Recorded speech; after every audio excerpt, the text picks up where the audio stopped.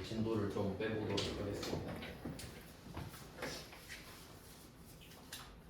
저도 이제 인강 들으면서 공부를 하고 있는데 여러분 입장을 알겠어요.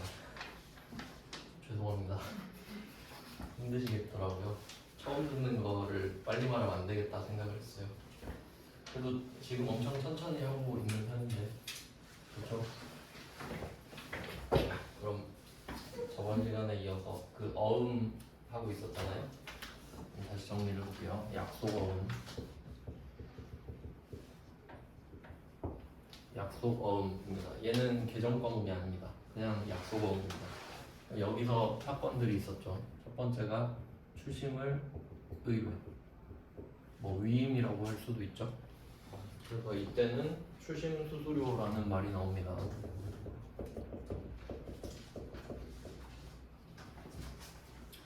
부탁을 해야 되니까 수수료를 줘야죠. 그 다음에 두 번째가 할인이었습니다. 할인.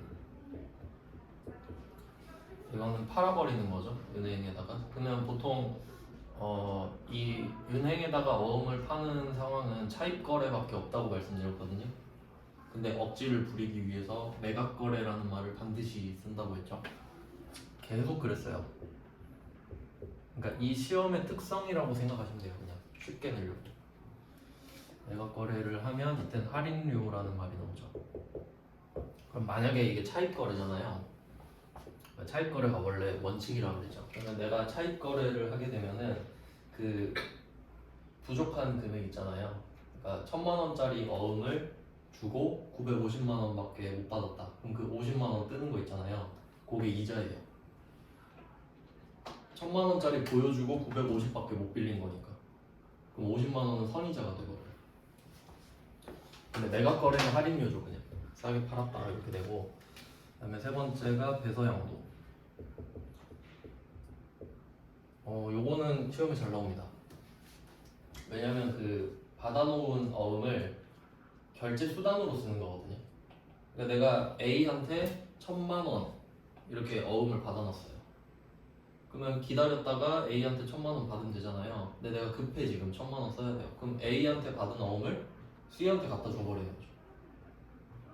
그러니까 이게 결제 수단처럼 쓰기 때문에 잘 나옵니다.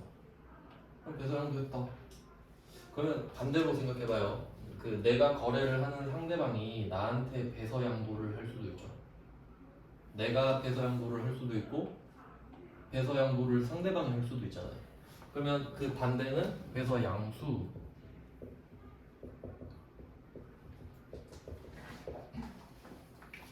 이것도 되겠죠. 그러니까 도자랑 숫자 요거를 생각하시면 됩니다. 도자랑 숫자, 수. 그러니까 도자는 나한테서 나가는 거고요. 숫자는 들어오는 건데 요거는 좀 그 아는 용어를 대입시키면 좋아요. 그 주식 할 때 옛날에 한때 전부 다 주식 할 때 그 뭐 풀매도 풀매수 이런 말 했잖아요. 매도, 매수.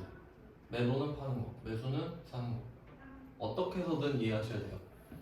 그리고 그 신용카드 같은 거 보면은 뒤에 양도하지 마세요 써있죠. 주지 말라는 소리잖아요. 그리고 어떻게든 돈은 나가는 거다. 수는 들어오는 거다. 기억하셔야 돼요. 그러니까 내가 갖고 있던 어음을 주는 거니까 양도. 그걸 째가 하면 난 양수.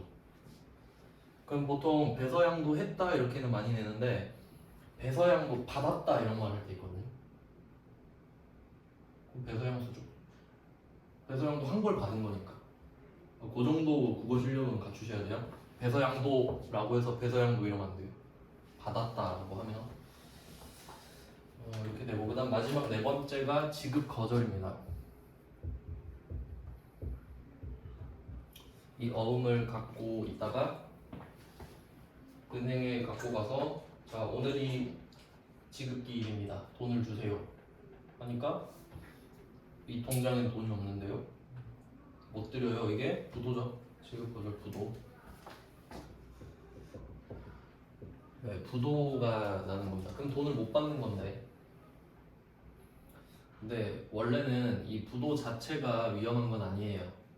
왜냐면 어떤 느낌일 수도 있냐면 내가 지급기일이 돼서 여기 뭐 24번 문제처럼 신한은행 영등포지점 가가지고 자 여기 500만 원 써있잖아요. 500만 원 주세요. 이럴 수 있죠. 근데 돈이 없대. 그래서 내가 얘한테 그거 전화했거든요. 희망기계한테. 야, 너 왜 돈이 없어? 아, 맞다 하고 잠깐 넣어놓을게. 내일 다시 가봐. 이럴 수도 있죠. 그러니까 깜빡한 걸 수도 있죠. 그러니까 부도 자체가 큰일은 아니에요. 그러니까 부도는 그냥 돈이 없다 이 뜻이에요. 그러니까 다음날 해결될 수도 있는 거야. 근데 문제는 진짜 돈이 없어서 못 주는 경우가 큰일인 거죠. 아시겠죠? 무슨 말인지. 근데 24번 답이 어제 쓴 게 아니네요. 자, 이제 아시죠? 어떤 느낌인지. 그 블로그에도 답 있고 하니까 설명하다 보면 그래요. 그 24번 문제는 답 한 번 더 써드려요. 외상 매출금이 사라지고, 저는 그 자격증이 있기 때문에 긴장감이 많이 떨어져 있다는 걸 아셔야 돼요. 심심해서 한번 보려고 그랬는데 접수도 안 되더라고요, 합격자는. 저는 이 그 세무사회 자격시험에서 볼 수 있는 시험이 몇 개 없어요. 외상 매출금 650이 줄고, 이거에 대해서 받으러 온 500만 원이죠. 어제 650으로 적었네요. 네, 뭐 알고 있을 거라 생각합니다. 그 정도는.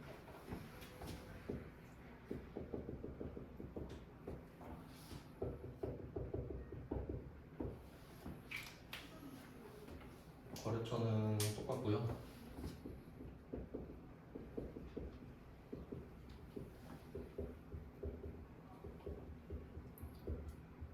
그 제가 문제 풀다가 틀리는 경우가 많거든요. 그러니까 좀 분별해서 들으세요. 제가 다 맞다고 생각하면 안 돼요. 가끔씩 쌤 이거 맞아요? 아니요, 제가 틀린 걸 거예요 이러거든요. 왜냐면 그 설명하면서 하면 막 정신 없어요. 대충 보고 하니까. 그리고 저는 그 할 때 없어요. 아무것도 백지로 하기 때문에 아무것도 없거든요. 그래서 그때 보고 하기 때문에 그래서 틀릴 수가 있어요. 보통 마지막 금액은 안 적는 거죠.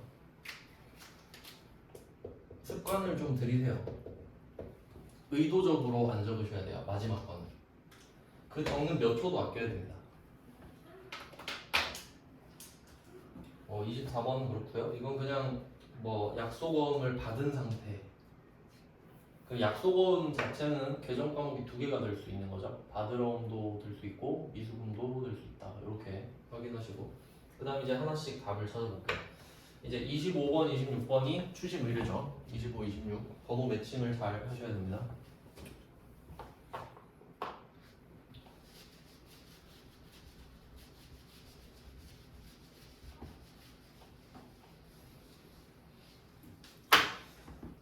네, 그럼 25번 풀어볼게요. 25번은 수수료 4,500원을 현금으로 준 거예요. 그러면 뭐 일단 그 조금 헷갈리시면은 그것부터 하시면 돼요. 결제 수단부터 찾으세요. 그러니까 돈이 들어왔다, 돈이 나갔다부터 찾으시는 게 쉬워요. 그럼 현금 4,500원 나갔으면은 대변에 쓰면 되잖아요. 현금 4,500원 이거 팩트니까 그냥 적습니다. 자, 그럼 4,500원이 나갔다. 어떡할래? 요건데 일단 지금 이 4,500원을 쓰는 게 취득 부대 비용은 아닙니다. 맞죠? 뭔가를 내가 사고 있는 건 아니잖아요. 그러니까 보통 우리가 뭘 사면서 같이 돈을 내는 경우가 많죠. 그 옷 살 때 택배비 내는 것처럼. 근데 지금은 이 서비스 자체만 사고 끝이거든요. 맞죠? 그러니까 자산이 없고 그냥 수수료만 내고 있는 거야. 그럼 얘는 수수료죠. 취득 부대 비용이 아니니까. 그래서 얘는 그냥 비용이거든요. 그럼 비용 이름이 뭐냐?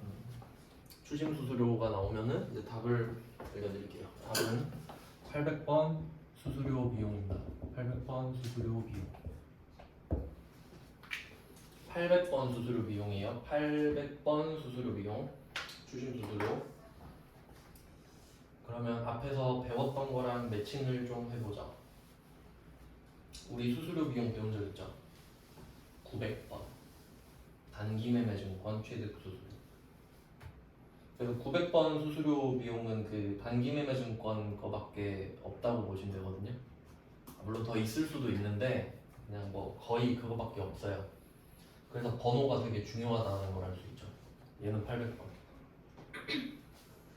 근데 말하면 헷갈릴 수도 있는데 저는 솔직히 900번이라고 생각은 하거든요. 왜냐면 이 추심 의뢰를 반드시 해야 되는 게 아니잖아요. 그럼 안 하는 애는 안 내고 쓸데없이 한 애만 돈을 내는 거니까 저는 영업의 비용이라고 생각을 하거든요. 하지만 출제자는 800번으로 답을 내기 때문에 외우셔야 되는데 그냥 외우는 법을 좀 알려드릴게요. 어쨌든 답을 맞춰야 되니까.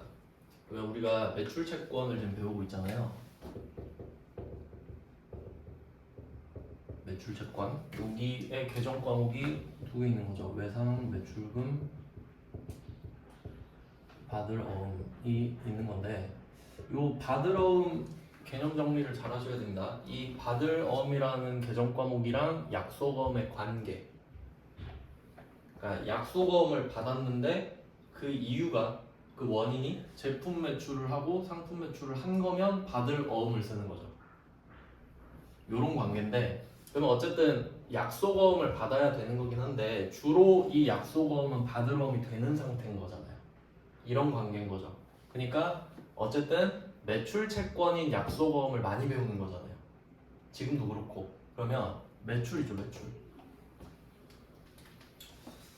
매출이라는 이름이 있으니까 그 800번 이름 생각해 볼게요. 800번은 판매비와 관리비거든요.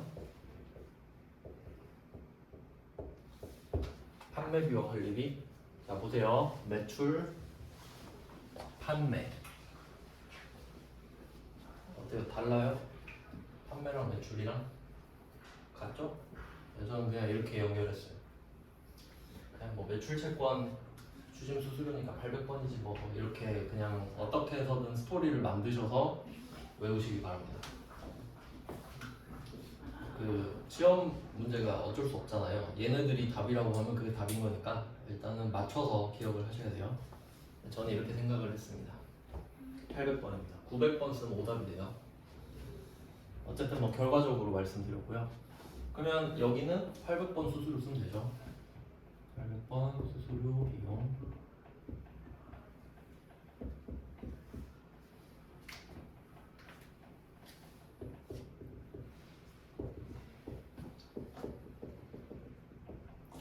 이건 좀 쉽네요. 그냥 외우면 되죠. 추심 수수료는 800번 수수료 비용이다. 외우면 되죠. 지식형 문제입니다. 근데 25번이 너무 쉬우니까 보통은 26번을 낼 것 같아요. 그럼 25번 문제에서 25번 문제의 특징을 생각해 보면 25번 문제는 그 내가 어음을 갖고 있다는 소리잖아요. 지금 어음을 추심 의뢰했으니까 이 어음의 금액, 만기 그리고 그 지급 발행한 사람 누군지 몰라도 되죠. 필요 없잖아요. 수수료가 중요하니까 지금. 그러니까 안 알려줬죠. 근데 쓸데없이 24번처럼 그림 딱 주고 이렇게 낼 수도 있죠. 25번처럼. 아무 데이터도 쓰지 않죠. 그럴 때는. 그럼 26번을 볼게요. 26번은 일신기업에서 매출대금으로 받아 보관 중인 약소금 200만 원이 만기가 도래하여 기업은행에 추심의뢰. 또 나왔죠? 추심의뢰. 근데 요거는 조금 상황 파악을 잘 하셔야 되는데 만기가 도래하여 이렇게 됐죠. 그러니까 오늘은 만기예요. 오늘 돈 받을 수 있거든요. 근데 추심 의뢰를 했었다 이렇게 해석을 하는 게 맞겠죠. 뭐 아니 만기가 됐는데 했을 수도 있고 오늘 만기인데 기업은행한테 가고 좀 받아주세요 할 수도 있고 그럼 이때 만기가 도래해서 은행이 대신 돈을 받아주잖아요. 그럼 원래 200만 원 통장에 꽂아놔야 되죠. 근데 3만 원은 너 가져라 라고 약속을 했기 때문에 197만 원만 들어오겠죠. 그걸 한번 해볼게요. 그럼 그 3만 원은 명분이 뭐죠? 추심 수수료잖아요. 이거 또 한 번 더 오는 거예요. 800번 수수료비요. 3만 원.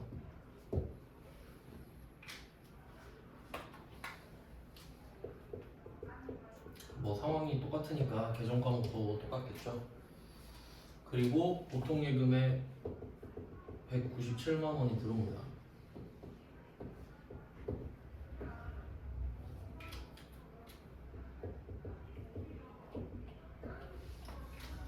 그러니까 요거는 우리가 통장 계좌를 확인한 거예요. 보니까 197만 원 찍혀 있잖아요. 그러면 3만 원 제가 가져갔구나.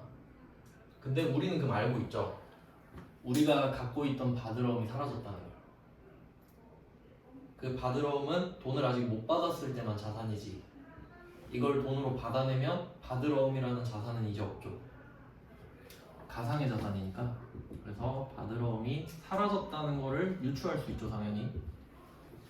이게 없어졌으니까 돈이 들어온 거죠. 자산 감소.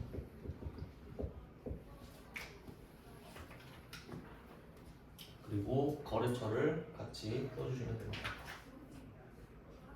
거래처는 일신기업이죠. 일신기업.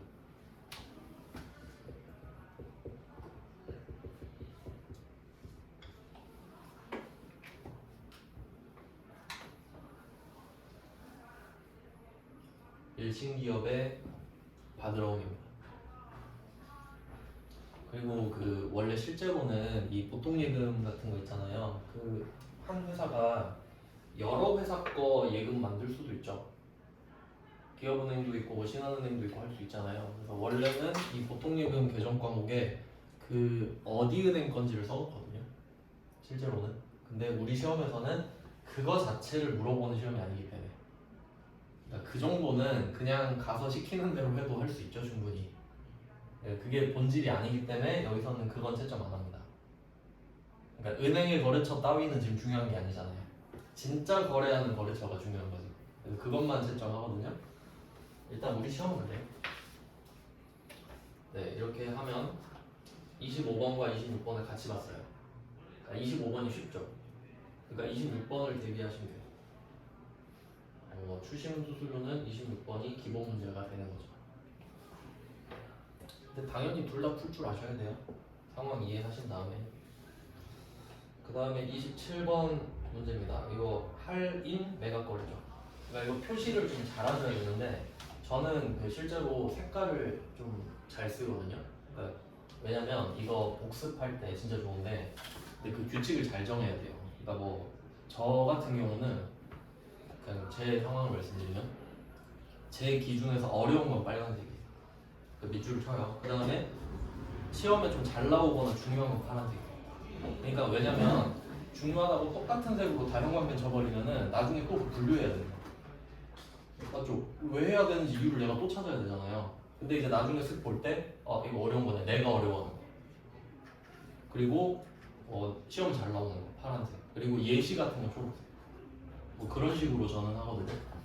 그래서 그 공부 잘하는 사람들 막 보잖아요. 어떤 사람 막 형광펜 9개 쓰고 색깔 다 뜻이 다른 거예요. 그리고 펜도 따로 쓰고 연필은 또 뜻이 다르고 그런 거예요. 그러니까 나랑 약속을 해놨기 때문에 보면 그냥 바로 아는 거죠. 그러니까 그런 식으로 시간을 아낄 수 있어요. 그리고 포스트잇 같은 것도 진짜 잘 쓰는 사람은 위에 붙여놓으면 또 무슨 뜻이고 아래 붙여놓으면 또 무슨 뜻이고, 그걸 또 다 분류를 해놔요. 그러니까 그런 세팅이 돼야 공부를 할 수 있는 거거든요. 근데 할 줄 모르면 다 똑같이 놓으면 그건 좀 힘들죠. 그래서 제 생각에는 색깔을 한 4개? 3개, 4개 정도는 쓰면 효율적으로 할 수 있습니다. 그래서 저도 지금 색깔을 잘 활용하고 있는 거죠, 나름대로. 계정 과목 지금 상황은 검은색, 그리고 거기에 키워드 파란색, 그 계정 과목 빨간색 이렇게 쓰고 있잖아요. 그러니까 일단 저는 제 나름대로 기준을 쓰는데, 여러분도 약간 이게 익숙해졌으면 해서 이렇게 쓰는 거예요, 계속. 색깔이 저는 솔직히 한 6개 있었으면 좋겠는데 그 나름대로 번갈아가면서 쓰는 겁니다. 그래서 그러니까 이게 되게 중요해요, 이미지화 시키는 게. 알겠죠? 공부 방법을 잘 생각하셔야 돼요. 어떻게 해야 다시 볼 때 편할까? 그럼 이제 다음 주제 27번. 할인 나왔잖아요. 그러니까 저는 할인 같은 경우는 뭐 검은색으로 좀 표시를 한 거죠. 약속원 할인은 검은색, 그리고 할인료는 파란색인 거지. 뭐 그런 식으로 정리를 한다는 소리예요, 저는. 그 다음에 그 답은 빨간색으로 머릿속에 떠올라야죠. 이제 그 답을 적어볼게요. 이름 좀 긴데, 매출 채권 처분 손실이거든요. 매출 채권 처분 손실.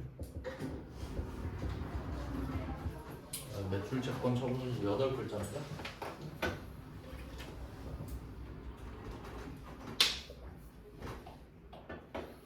매출채권, 처분, 손실. 자, 이름이 8글자예요. 좀 길죠? 그럼 이것도 또 좀 무식한 공부 방법은 그냥 계속 따라하는 매출채권, 처분, 손실, 매출채권, 처분, 손실. 이거 100번 읽으면 기억날까요? 내가 생각을 하고 읽어야 머릿속에 남지. 이거 아무 생각 없이 100번 읽으면 아무 의미가 없습니다. 내일 되면 생각이 안 나요. 생각을 안 했기 때문이에요. 그러면 의미를 부여해 볼게요. 매출채권, 처분, 손실. 자, 끊어서 봅니다. 매출채권, 처분, 손실. 끊을 수 있죠? 최대한 단위를 쪼개야 돼요.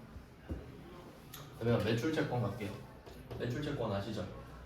매출채권은 개념이죠. 이 안에는 외상매출금이랑 받으러 온 계정과목이 2개 있죠? 자, 그럼 이 2개를 처분해 볼게요.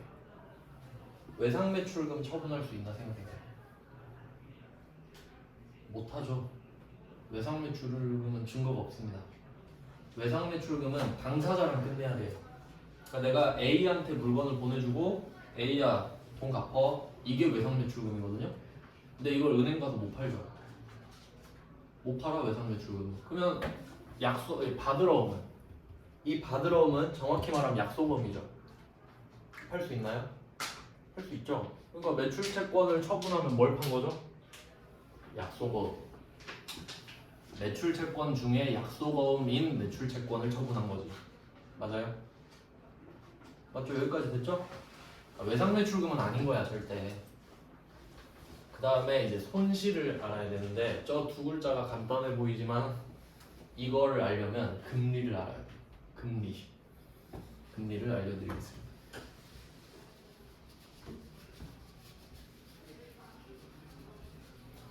제가 수업 영상을 찍기 시작한 이유가 이런 것들 때문이에요. 사실 시험에서 금리를 물어보진 않아요. 금리를 안 물어봐요. 근데 금리를 알아야 풀 수 있거든. 그럼 배경 지식이 있어야 되잖아요.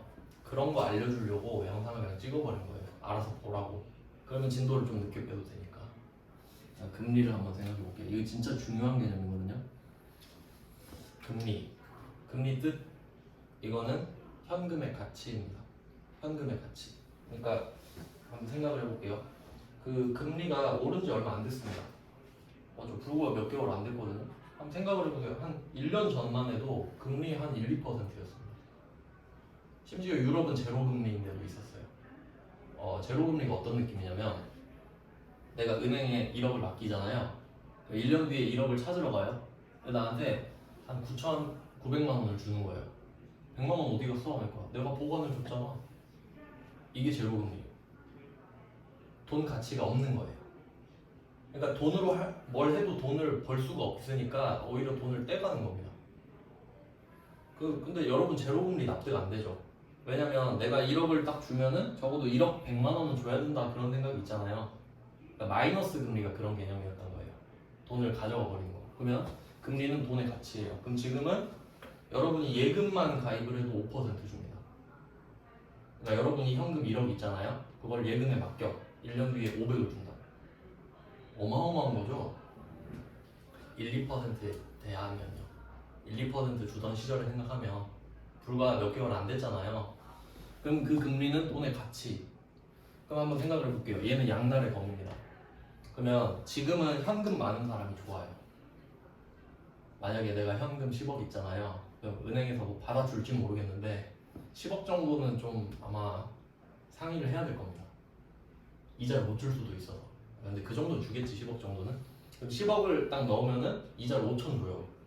1년에. 그러면 월 400 받는 사람보다 더 받는 거예요. 맞지? 그럼 얼마나 좋은 시기예요, 지금 돈 많은 사람은. 그러니까 돈 많은 은행 넣으면 돼, 그냥. 내가 뭐 투자 수익을 바랄 필요가 없다고. 주식 이런 거 안 해도 되죠. 5%를 따박따박 받으니까. 그런 상황이 된 거거든요. 근데 내가 돈이 없어, 지금. 지금 이 고금리 시대에 내가 돈이 없어. 그럼 돈을 빌려야 되죠.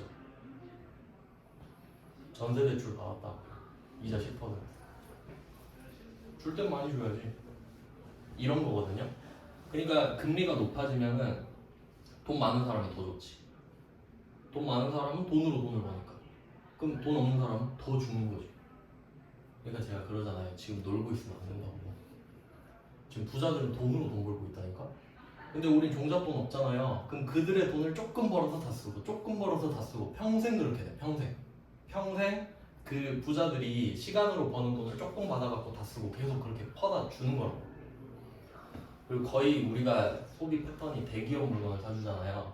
그러니까 대기업이 돈을 벌고 물건을 팔면 우린 그거 사가지고 다시 대기업으로 돈을 줘. 그러니까 이게 부익부 빈익빈이 완전 체계가 갖춰진 겁니다. 알겠어요? 그러니까 이 여기를 탈출을 못하면 평생 그렇게 살아야 돼요. 하여튼 뭐 그래요. 금리가 그렇게 중요한 거예요. 그러면 어떤 느낌인지 한번 볼게요. 내가 만약에 1,000만 원짜리 어음을 받았다고 할게요. 1,000만 원짜리 어음을 받았어요. 근데 사실 뭐 그게 가능한지는 모르겠는데 1년 뒤에 받을 수 있는 돈이라고 할게요. 1년 뒤에 받을 수 있는 돈. 그러면 한번 생각을 해보세요. 여러분이 오늘 1,000만 원짜리 물건을 팔았어요. 1,000만 원짜리 물건 팔았어요. 그럼 오늘 1,000만 원 받는 게 제일 좋죠. 1년 뒤에 받는 거. 월급 1년 뒤에 주면 좋아요? 안 되잖아요.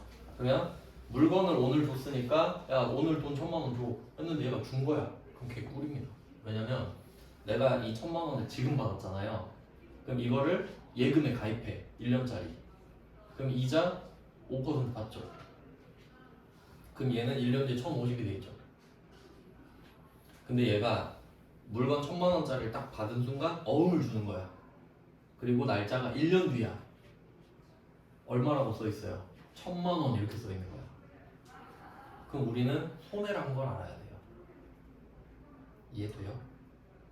그러니까 내가 오늘 현금 1,000만 원을 받으면 이 1,000만 원은 1년 뒤에 1,050이 될 수 있잖아요. 근데 오늘 물건을 1,000만 원 줬는데 얘가 1년 뒤에 1,000만 원을 준다는 거야. 이해돼요? 그럼 나 손해 본 거잖아. 이미 손해를 봤다고요. 근데 우리가 그걸 인지를 잘 못하는 이유는 이 1,000만 원짜리 물건을 팔았잖아요. 요거를 명목 가치라고 생각해서 그래요. 명목 가치. 명목 가치는 액면 가치랑 같은 말인데, 그러니까 1,000만 원 있잖아요. 1,000만 원. 그러면 이런 느낌이라고. 여러분이 뭐 5만 원짜리죠. 5만 원짜리. 지금 5만 원짜리가 하나 있다고 할게요. 그리고 1년 뒤에 이 5만 원짜리 그대로 갖고 있는 거야. 그러면 오늘 5만 원짜리랑 1년 뒤에 이 5만 원짜리 가치가 똑같냐 이거지. 똑같진 않겠지. 왜? 금리 때문에. 시간이 돈인 거예요. 그래서 그러니까 똑같지 않다는 건 알아야 돼요. 얼마나 다른지 몰라도. 알겠어요? 다른 건 알겠죠? 근데 이 개념이 없으면 어떻게 돼요? 금리라는 개념이 없으면 오늘 5만 원이랑 1년 후에 5만 원이 똑같은 거야. 맞지? 왜 5만 원 써 있으니까. 그게 명목 가치거든요. 그러니까 평생 이것밖에 모르면은 거지로 살아야 돼요. 왜 그런지 알려드릴게요. 물가 상승률이 최소 3% 잡거든요. 요새는 5, 6%예요. 그 말은 오늘 100만 원짜리 물건이 1년 뒤에 106만 원이 돼 있다는 거예요. 알겠어요? 근데 내가 100만 원짜리를 장판 밑에 깔아놨다고 해봐요. 그리고 1년을 기다렸어. 그럼 이 100만 원은 그대로 100만 원이죠. 근데 100만 원짜리 물건은 106만 원이 됐어. 그럼 옛날에는 100만 원으로 100만 원짜리 물건을 살 수 있었거든요. 1년 전에는. 근데 지금은 이 100만 원으로 물건을 사러 갔는데 얘가 106만 원이 돼 있다고요. 그러면 나는 이 돈의 가치를 지키지 못한 거예요. 맞아요? 돈 가치가 떨어졌다고. 액수는 그대로인데 가치가 떨어졌다고. 이해되시죠? 그러니까 물가가 지금, 그러니까 금리가 5% 이유가 뭐냐면 물가가 6% 오르니까. 그러니까 이게 내가 은행 예금 5%에서 좋아할 때가 아니야. 물가는 이미 6%가 올라버렸다고. 알겠어요? 선방이 안 돼. 그러니까 사람들은, 그걸 아는 사람은 아 이거 예금으로 안 된다. 난 7% 벌어야겠다 라고 생각을 하는 거지. 이해되세요? 그러니까 이걸 만약에 모르고 살면 나만 모르는 거예요. 다 알고 행동을 하고 있는 거니까. 이해되시죠? 무슨 말인지. 그러니까 금리 이거 진짜 중요한 거예요. 그러니까 이게 금리가 어떤 느낌이냐면 옛날에 다 주식할 때 있죠. 그때 금리가 1%였어요. 그럼 그건 어떤 느낌이냐면 여러분이 한번 생각해봐요. 내가 현금 1억 있어요. 그럼 은행 맡기면 100만 원 준대. 1년 뒤에. 그럼 뭐 하겠어요? 아씨 그럼 주식하고 말지 이렇게 되지. 맞죠? 그러니까 금리가 떨어지면은 은행에 예금을 안 해요. 1% 주니까. 그럼 사람들이 무슨 생각해요? 주식하지, 비트코인 하죠. 그리고 하는 김에 지금 금리 싸니까 돈 빌려야겠다. 돈 빌려서 주식해야겠다. 이 생각하지. 그럼 돈이 막 풀리죠. 그럼 할 게 없잖아요. 그럼 부동산 사. 그럼 부동산 거품 쫙 올라가죠. 그러니까 부동산이 좋아져서 올라가는 게 아니라 돈이 풀려버렸잖아요. 그럼 사람들이 돈 쓰고 싶어 하잖아. 할 거 없나? 할 거 없나? 주식? 위험할 것 같은데 부동산 살까? 그럼 다 부동산 사고 싶어 하니까 가격이 계속 올라가. 근데 금리가 올라왔잖아요 지금. 그럼 사람들이 무슨 생각해요? 내가 주식은 무슨 그냥 5%나 받지 뭐 하고 주식에서 돈을 다 빼지. 그럼 주가 폭락하죠. 주식 다 팔았으니까. 그럼 그 돈이 어디로 가요? 은행으로 가지. 그럴 수밖에 없잖아요. 그럼 부동산 가격 어떻게 돼요? 떨어지지.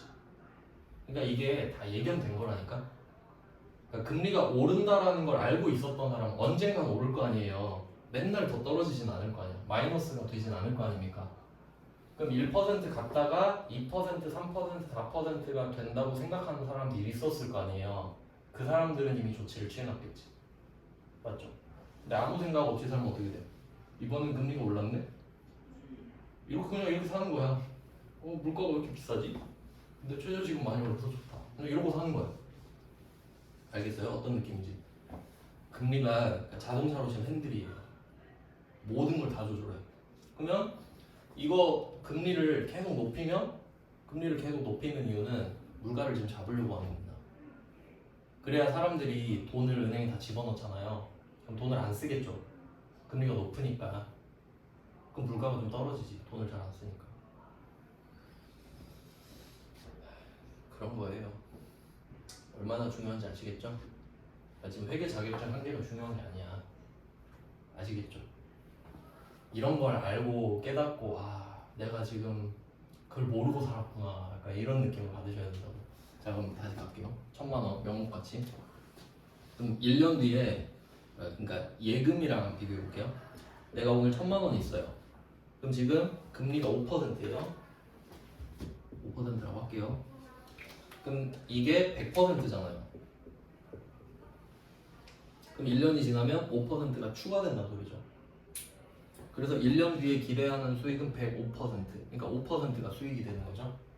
그러니까 우리는 이걸 가지고 1,050만 원이 되겠구나라고 예측을 하죠. 그리고 물론 50만 원에 대해서는 15.4%의 세금을 뗍니다. 그러니까 그까지 생각하면 제일 좋지. 네, 지금은 세금 빼고 5%를 먹어요. 자, 요거는 순방향입니다. 우리가 예금을 가입했을 때. 예금 가입했을 때. 근데 이제 거꾸로 가는 거야. 우린 이제 1년 뒤에 1000만 원을 받게 돼요. 맞죠? 오늘 1000만 원짜리 물건을 줬는데 제가 1년 뒤에 1000만 원을 주겠다고 한 거니까. 맞죠? 근데 1년 뒤에 105%라는 사실은 안 바뀌어요. 맞나요? 왜냐면 금리가 5%니까요. 이해되셨죠? 그럼 얘는 1년 뒤에 1000만 원입니다. 맞죠? 그리고 오늘이 100%인 것도 안 변하죠. 금리가 5%고 오늘은 100%고 1년 뒤엔 105%입니다. 그럼 오늘 얼마지? 요게 현재 가치거든요.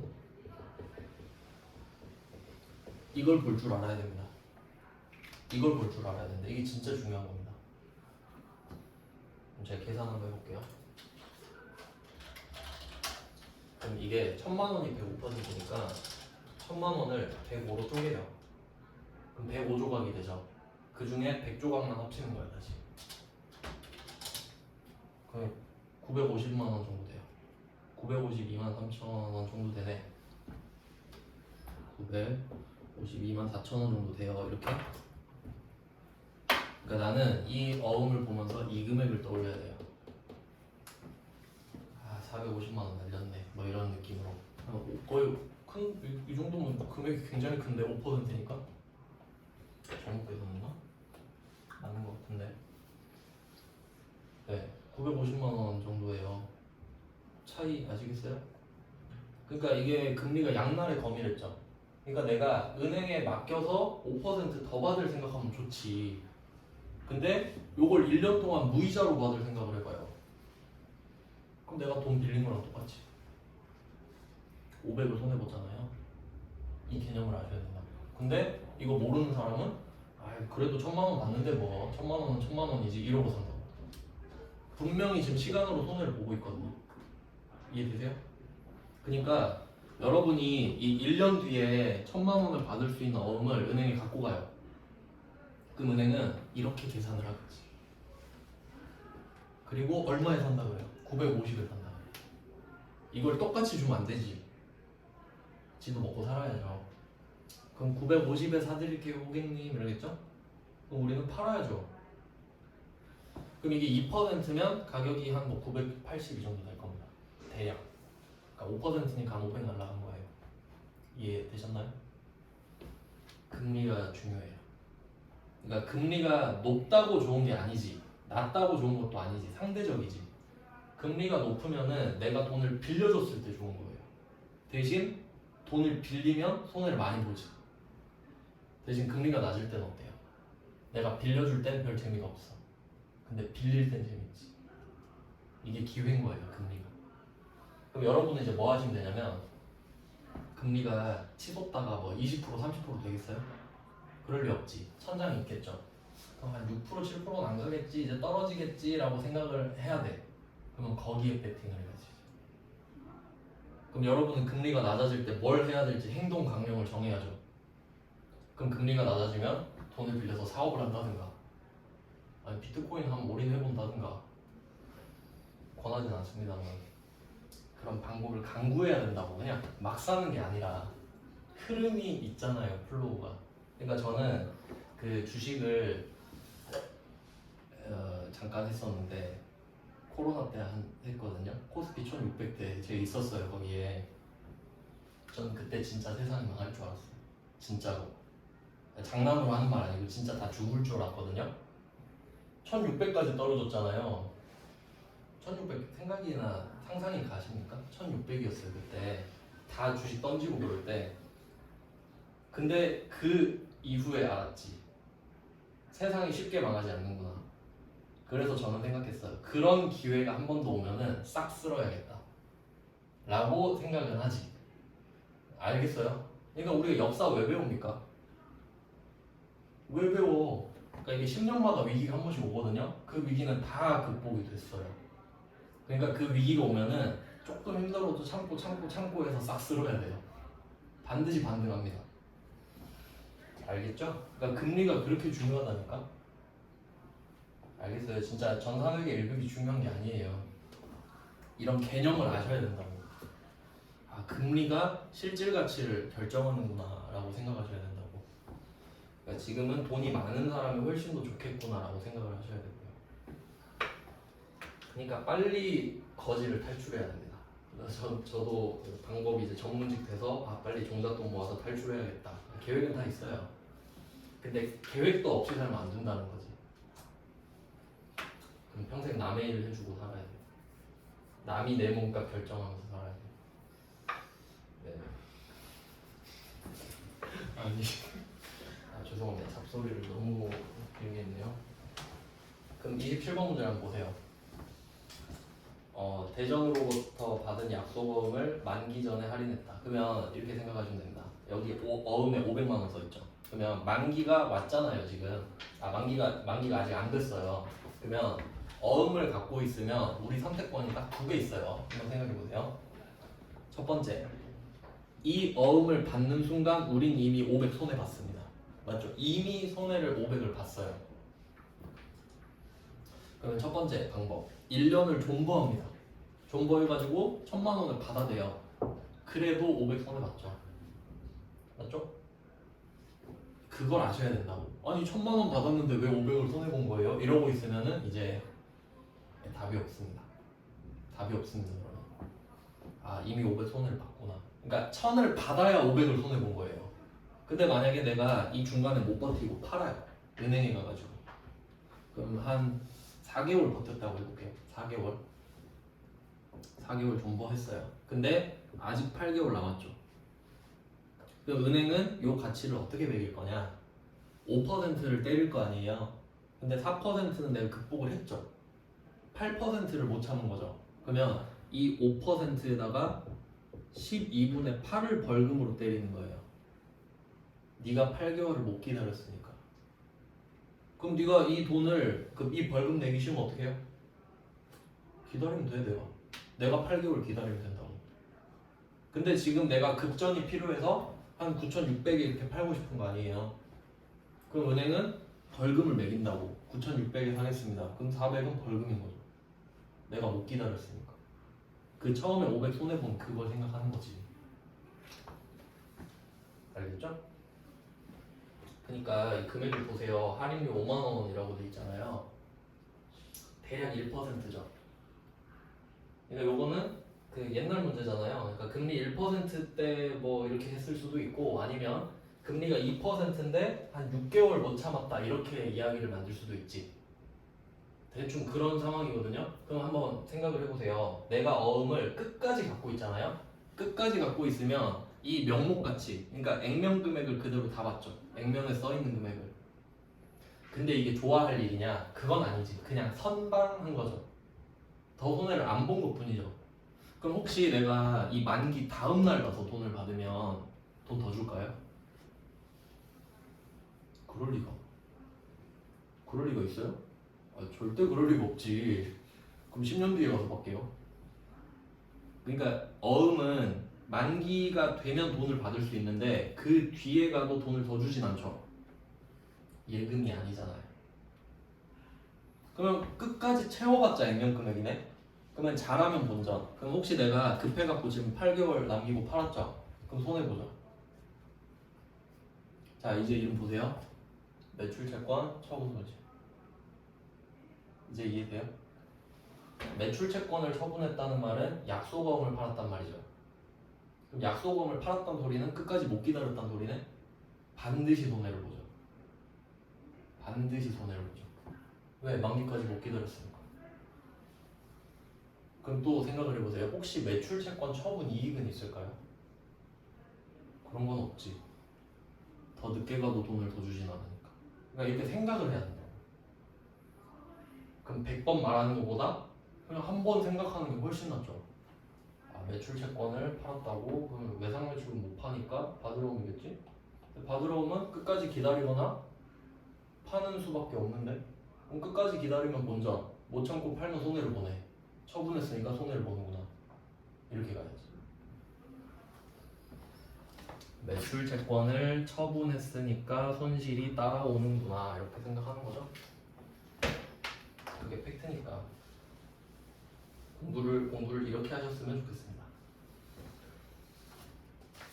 그러니까 좀 저는 부디 그렇게 생각을 해요. 공부를 할 때 빨리빨리라고 좀 생각을 안 했으면 좋겠어요. 그 빨리 해서 뭐 할 건데? 뭐 얼마나 뭐 빨리 가려고요? 그럼 뭐 저승길도 빨리 가려나?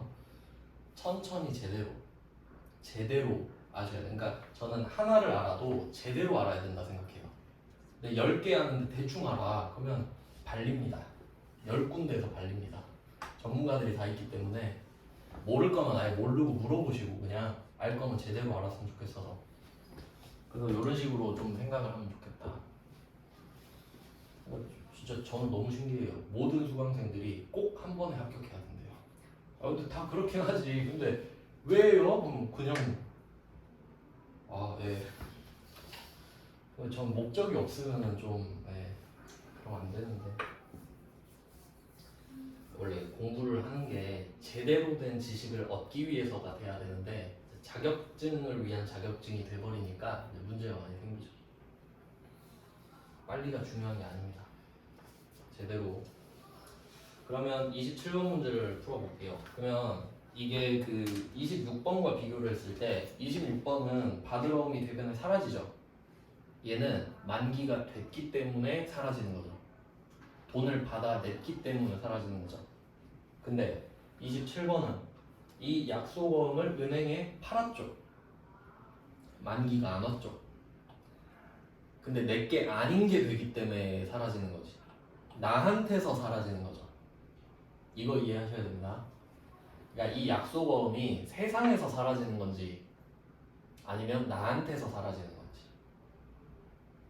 알겠어요? 무슨 말인지? 그러니까 여러분이 차를 샀는데 폐차를 시키면 이 차가 세상에서 사라지는 거잖아요. 그게 어음의 만기가 된 거예요. 없어졌다고, 이제 끝난 거라고. 근데 중고차를 딴 사람한테 팔았어요. 그럼 나한테만 없어진 거지. 저 사람한테 가잖아요. 근데 내 장부에선 사라지잖아.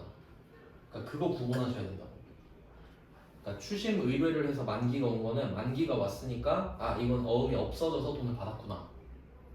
어음 할인은 아 이제 내게 아니라서 장부에서 빼는구나. 그럼 그 만기가 됐을 때 회계 처리를 누가 할지 생각해봐요. 은행이 하지. 은행이 그 돈을 받으니까. 알겠죠? 그러니까 요렇게 생각을 하는 게 공부예요. 아, 답만 맞히고 치우면 아무 의미가 없어요. 뭐 하는지도 모르면서. 그러니까 이런 이야기를 들어놓고 실무에 가면은 그 막 대충 설명을 못해도 그 저 알아요. 그 대충 뭔 느낌인지 이렇게 된다고요. 알겠죠? 그러려고 자격증 따려는 거 아니에요? 맞죠? 그러니까 주객이 전도되면 안 돼요. 네, 그러면 답을 한번 찾아볼게요. 한 문제 풀려고. 하지만 더 도움이 될 거예요.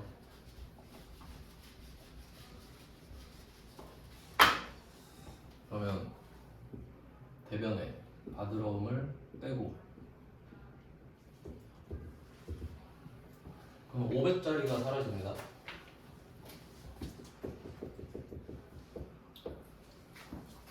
이 어음의 주인은 대전이고요.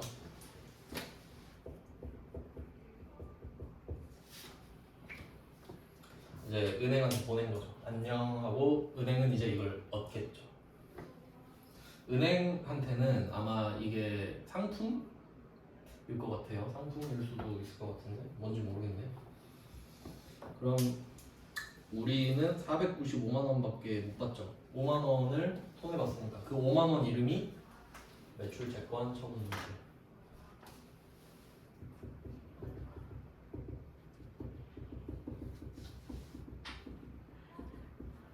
그리고 그것도 가끔 물어보시는데 이거 뭐 차변 대변 순서 상관없고요. 그러니까 거래가 하나가 만들어지기만 하면 돼요. 그러니까 약간 순서는 이런 느낌이에요. 여러분이 마트에 가요. 마트에 가서 바코드 찍고 물건 일단 내 장바구니에 담고 카드 결제하거나 아니면 카드 결제 먼저 해놓고 바코드 찍으나 어차피 그 두 개가 다 이루어지기만 하면 되죠. 그런 느낌이라서 차변 대변 순서 상관없고 혹시 차변에 두 개다 그 순서도 상관없죠. 알겠죠? 거래가 완성만 되면 돼요. 근데 저는 이왕이면 순서대로 쓰는 걸 좋아하거든요. 여러분도 나름대로 규칙을 정해보세요. 규칙이 없는 것보단 있는 게 나으니까. 그러면 저는 일단 500짜리를 줬다. 너 가져. 근데 얘가 5만 원은 못 줘. 이러죠? 그럼 5만 원을 먼저 적어요. 그럼 얼마 받아요? 495만 원. 그러니까 저는 제 순서는 이건 거예요. 그러니까 나름대로 논리 순서를 정하면서 그게 공부가 되니까. 그러면 보통 예금으로 됐죠. 뭐 나머지 금액은 필요 없고 비용 참고로 얘는 900번입니다. 900번. 근데 제가 비용인데 번호 안 쓰는 거는 상관없다 그랬죠. 얘밖에 없는 거니까. 이렇게 하고 또 빼먹은 거. 이게 매각 거래잖아요. 혹시 그 차입 거래 안 궁금하시겠지만 다른 사람이 볼 수 있으니까 다른 사람이 보고 이 새끼 좀 하는데? 라고 생각해야 되기 때문에 차입 거래도 한번 써드리면 자 그럼 받을 어음이 사라지는 건 똑같죠? 이거 아니다. 죄송해요. 아니고 차입 거래를 했잖아요. 그럼 차입 거래는 뭐냐면 내가 500만 원짜리 어음 있잖아요. 요거를 보여주는 거야. 자 이거 봐. 나 500만 원 받을 권리가 있지 않냐. 은행은 그걸 봤죠 눈으로? 그래 500 받겠네. 하지만 난 그걸 살 생각이 없어. 그러면 이거 믿고 나 돈 빌려줘.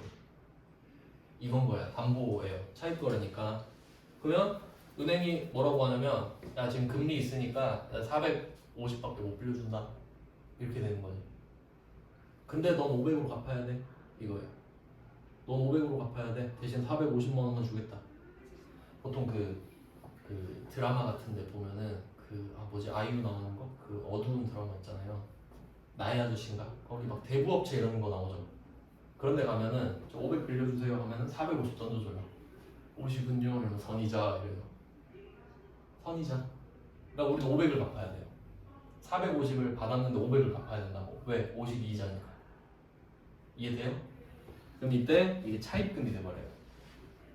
단기로 할게요. 단기 차입금. 500을 갚아야 된다는 소리예요.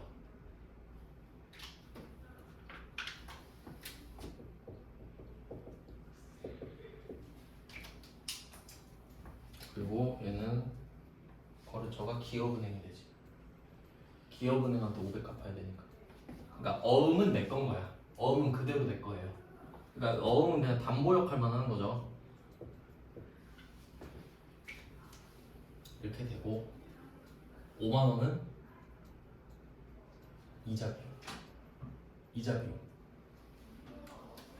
왜 빌린 거니까. 선이자라 그랬잖아요. 그러니까 차입 거래하면 답이 이렇게 나올 것 같은데 낸 적은 없어요. 근데 여태까지 한 번도 안 냈다고 앞으로도 안 낸다는 보장은 없죠.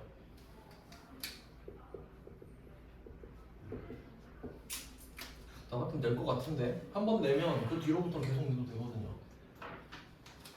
그 다음에 495만 원은 들어오는 거 똑같죠? 안 적을 필요 없어. 495만 원. 그러니까 이 차입 거래가 원칙이라는 걸 아셔야 돼요. 그러니까 은행은 우리한테 돈을 빌려준다 생각하겠지? 어음을 사버리진 않을 거라고요. 바보가 아니니까. 그래서 뭐 이렇게 원칙 원래 더 복잡한 이야기가 있는데 여러분 관심 없으실 테니까 여기까지만 하고 10분 쉬고요. 7시 5분부터 보겠습니다.